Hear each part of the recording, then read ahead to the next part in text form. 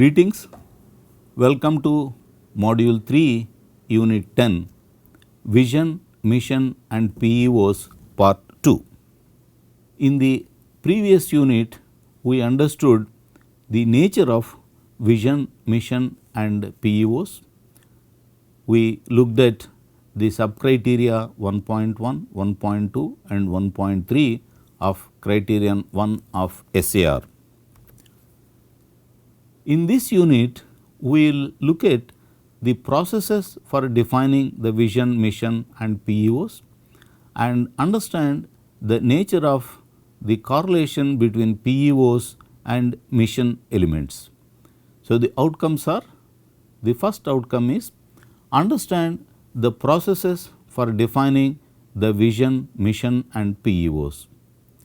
The second outcome is understand the nature of the matrix of PEOs and elements of mission statements and justifications for their correlations. This is the concern of the subcriteria 1.4 and 1.5.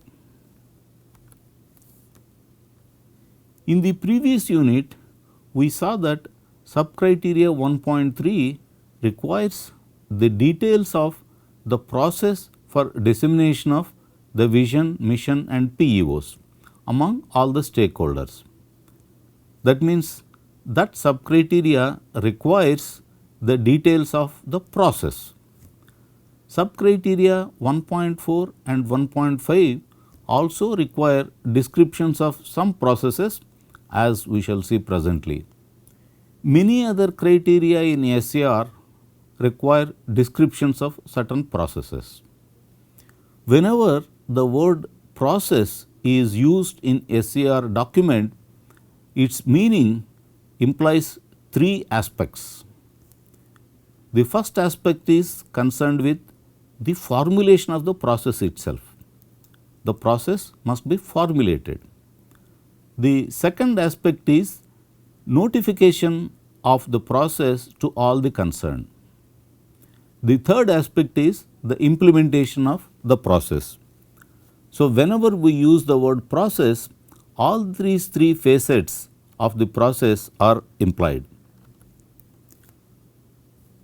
Process formulation, a clear description of the activities that constitute the process must be provided. The textual description can be supplemented with a graphic presentation.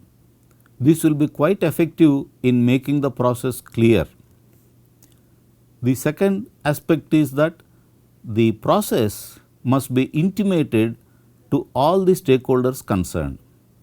Notification to all the concerned. For each process, the department must maintain the list of the stakeholders to whom the process document needs to be communicated. The stakeholders can be internal stakeholders as well as external stakeholders, and the department must have a list of all the stakeholders to whom the process documents need to be communicated. Department must maintain a record indicating the communication of the process document to the stakeholders concerned. We must have a record showing that the process has been communicated to the stakeholders. This becomes part of the process implementation record. The third aspect of a process is the implementation of the process. The process must be implemented in its true spirit as stated in the process document, and implementation records must be maintained. We must have evidence that the process has been implemented appropriately. As an example, assume that process document specifies that a brainstorming session must be held with all the stakeholders. A record must be maintained of the implementation of this step of the process. It means that a record must be available to show that a brainstorming session indeed was held. The record must include details like the date on which the brainstorming took place, members present, signatures of the members and the minutes of the session, etc. These records must be maintained separately. These are different from the process document. The process document is a description of how the process is planned to be implemented. The implementation records show evidence that the process has actually been implemented. Thus, wherever SER specifies process, the department must have two separate sets of documents. A process document must be available. These documents gives the details of how the process is proposed to be implemented. Then the department must have implementation records, including the communication to the stakeholders concerned and the detailed records of process implementation. Now, let us look at subcriterion 1.4. It says state the process for defining the vision and mission of the department and PEOs of the program. Allocation of marks is different for tier 1 and tier 2 institutes. The description of the process involved in defining vision and mission of the department, tier 1 institutes will have 7 marks, while tier 2 institutes will have 10 marks. Description of the process involved in defining the PEOs of the program, there are 8 marks for a tier 1 institute and there are 15 marks for a tier 2 institute. See, the total marks for this subcriterion would be 15 for a tier 1 institute, while it would be 25 for a tier 2 institute. The subcriterion 1.4 is concerned with the definition of the processes, a process for defining the vision and mission and a process for defining the PEOs.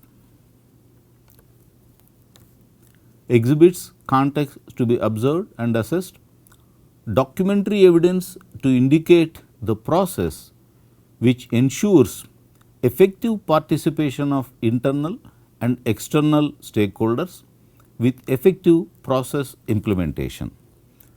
We already noted that a process implies all the three aspects. Description of the process involved in defining the vision, mission of the department. Each department can develop its own process for defining its vision and mission. An outline of a such process would be as follows: a brainstorming with all the stakeholders concerned, including management, faculty, current students, alumni, employers and industry experts. The department could invite external academic experts also if it wishes. There can be multiple follow-up sessions. These brainstorming sessions would lead to the formulation of the vision and mission statements as a first version. This needs to be validated by experts from academia and industry. The validation would ensure that the vision and mission of the department are reasonable and also they are consistent with the vision and mission of the institute. Such a validation would always help in ensuring that the department's vision and mission statements are of good quality. The above three steps may have to be iterated to arrive at the final version. If the process of validation leads to a requirement to revisit the vision and mission statements at the brainstorming level, we may have to repeat the 3 steps again. So, there can be several iterations before a final version is reached. This is only an outline of the process. The actual details of the process would vary from department to department. But the typical features would be a brainstorming session, a validation and iteration before the final versions are produced. It is a good practice to establish a department level committee that can assume the responsibility for this process. If the institute has an internal quality assurance cell, it must be involved in the process to ensure uniformity and quality across all the departments of the institute. The vision and mission of the institute must be defined first, evidently. The vision and mission of the department must be compatible with the vision and mission of the institute. The vision and mission statements must be reviewed periodically to ensure their quality and relevance. Such a review can be done once every 5 to 6 years. The need for such a review is also included in the definition of the process. This is one sample of the process being followed by the department which has an accredited program. You can see that the first step of the process is concerned with brainstorming session. The brainstorming session would be with the faculty and students of the department only. So, this department wishes to have initially a brainstorming session with only the internal stakeholders. That is perfectly all right.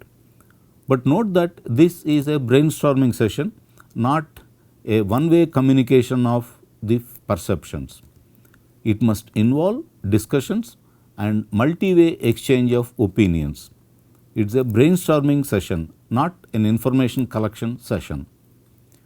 The preliminary version of the vision and mission statements is presented in a meeting with all the stakeholders concerned, including management, faculty, current students, alumni, employers and industry experts. So, the brainstorming session with all the stakeholders is considered as the second step in the process. This would lead to the next version of the vision and mission. The updated version of the vision and mission is presented in the meeting of the departmental advisory board that consists of the stakeholders representing faculty, industry and alumni. So, this department has defined a process which has certain hierarchical nature. Vision and mission statements are reviewed and the next version is developed in this meeting of the departmental advisory board. The updated version of the vision and mission is validated by academic experts from university and other reputed institutions. Modifications are made as per their suggestions. If the modifications are too many, the process may return to the first step. So, the iterations are possible. If the modifications are minor, then the version after the suggested modifications becomes the near final version of the vision and mission. Then this version of the vision and mission would be fine tuned in a meeting involving again all the stakeholders concerned as well as experts from the academia. This would lead to the formulation of the final version of the vision and mission statement. The vision and mission statement of the department are reviewed and modified over a period of about 4 to 5 years following the above procedure. So, the department can depict this process pictorially also in a diagram such as a flow chart. In fact, this pictorial representation is strongly recommended.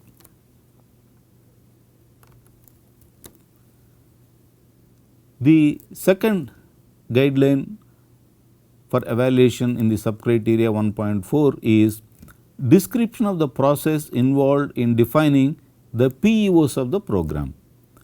The process for defining the PEOs is broadly similar to the process for defining the vision and mission of the department. Thus, The process would include similar steps of brainstorming among the stakeholders, validation by the experts, iterations as required, and so on. However, the vision and mission of the department must be compatible with the vision and mission of the institute. PEOs, on the other hand, are to be correlated to the elements of mission statements of the department. In other words, the PEOs of the program for which accreditation is being sought are to be derived from the mission statements of the department. PEOs must be correlated to the mission statements of the department. But for this small change, the process for defining the PEOs is quite similar to the process for defining the vision and mission of the department. Subcriteria 1.5 deals with the consistency of the PEOs with the mission of the department. Establish consistency of PEOs with mission of the department. Allocation of marks is different for tier 1 and tier 2 institutes. There are two guidelines. The first one says that a matrix of the PEOs and elements of mission statement must be available. Preparation of a matrix of PEOs and elements of mission statements. Here the marks are 5 for tier 1 institute as well as for tier 2 institute. The second evaluation guideline is concerned with assessing the consistency or justification of the correlation parameters of the above matrix. This is again the subjective evaluation by the visiting committee. The marks allocated for a tier 1 institute are 5, while the marks allocated for a tier 2 institute are 10. Thus, the total marks under subcriterion 1.5 would be 10 for tier 1 institute, while it would be 15 for a tier 2 institute. The exhibits context to be observed and assessed. Availability of a matrix having PEOs and mission elements. The matrix having PEOs and mission elements must be available. The second guideline is concerned with the quality of the justification for each element mapped in the matrix. This is based on the subjective evaluation by the visiting team. The department provides the justification. The justification provided is evaluated for its quality by the visiting team.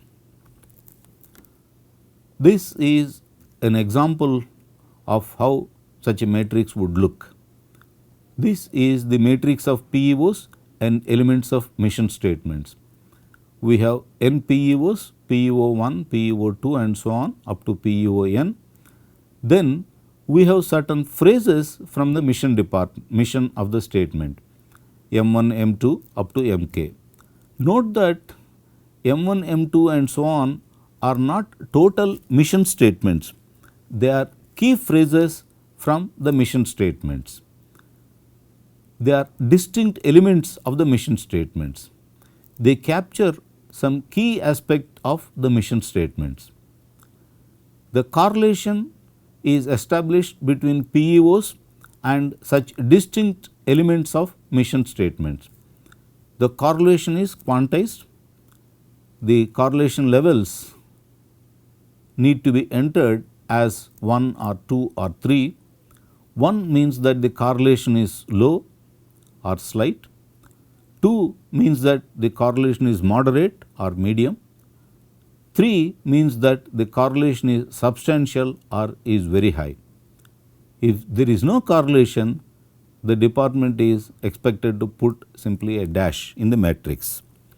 So, in this matrix each cell is filled with a value of 1 or 2 or 3 or is marked as a dash indicating that there is no correlation. The department must justify the correlation entries made in the matrix. Every mapping between a PEO and an element of the mission statement shown in the matrix must be justified. The justification can be quite brief, but it must be to the point. The justification may be presented in 1 or 2 sentences. Quality of the justification is evaluated by the visiting team. This will be based on the subjective perception of the evaluators. It is better to have a justification which is brief, terse, logical and to the point. It is better to avoid verbose and vague justifications. As an example of how the justification can be provided, we have one example. This example is again taken from the documents of an accredited program. PEO 4 states, act with global, ethical, societal and ecological awareness expected of practicing engineering professionals.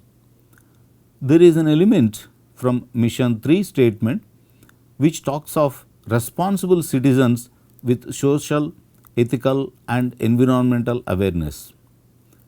We are not showing here the full mission statement. This is a phrase from the mission statement 3. The correlation between PEO 4 and this phrase from mission 3 is marked as 3, meaning the correlation is substantial. The justification provided by the department is as follows. The learning environment provided in the college is designed to mold the students into responsible citizens with social, ethical and environmental awareness. This, coupled with the program curriculum, will lead graduates to act with global, ethical, societal and ecological awareness. As the correlation between the element of the mission statement and the PO is very strong, it is marked as 3, indicating substantial correlation. Another example, PEO 2, be successful professionals contributing to the society as responsible citizens with proven technical expertise. A phrase from mission statement 3 talks of learning environment conducive for acquiring professional competence. The mapping between PEO 2 and this phrase of the mission statement is marked as 2, that is moderate. The justification provided is as follows. The learning environment provided in the college is designed to promote professional competence. This enables the graduates to be successful professionals known for technical competence. You can imagine yourself to be the evaluator and decide on the quality of this justification. Couple of exercises. Describe the processes followed in your department for defining its vision, mission and PEOs of the program being offered by the department. Another exercise, show the matrix of PEOs, elements of mission statements and provide your justification for the indicated correlations. Thank you for sharing the results of the exercise at naate.iacta@gmail.com. We will look at the criterion 2 of SAR in the next unit. Understand criterion 2 of SAR. This criterion is concerned with program curriculum and teaching learning processes. Thank you.